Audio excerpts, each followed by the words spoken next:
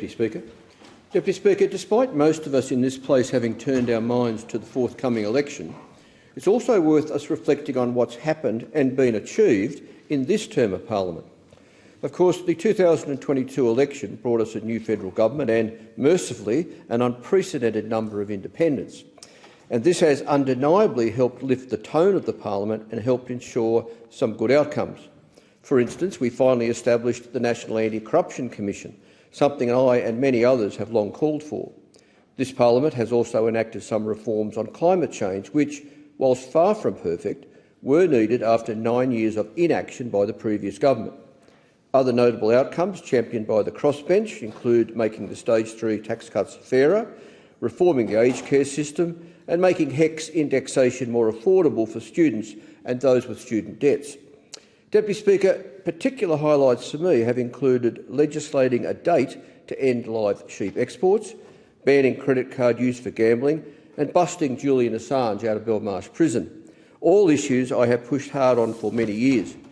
But we've also had our fair share of disappointments over this last 3 years, with some shocking behaviour towards each other, willful ignorance on some issues and downright gutlessness on others, not least this government's abandonment of environmental law reform and the gambling advertising ban. But, Deputy Speaker, while it shouldn't take an election to do it, I'm hoping all of us will now take the time to refocus and reprioritise the things that matter most to the community. This means standing up to big corporations and vested interests and making decisions for the benefit of our constituents. Moreover, Australians are demanding a sharper focus on the soaring cost of living, as well as the housing and health crises.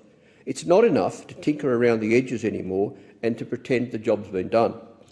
Australians are also desperate for improved service from the ATO, Centrelink, the NDIS and DVA. Everyone deserves to be treated with dignity and respect by their government, and to be able to trust that government services are actually there to help. Instead, too often, these systems grind on and people fall through the cracks. Deputy Speaker, what I also hear from my community and from thousands across the country is encouragement to continue pursuing meaningful political donations reform, media freedom and whistleblower reforms, gambling reform, as well as stronger action on climate change, animal welfare and a more humane treatment of asylum seekers.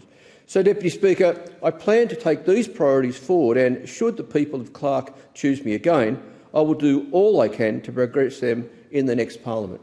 Thank you, Deputy Speaker.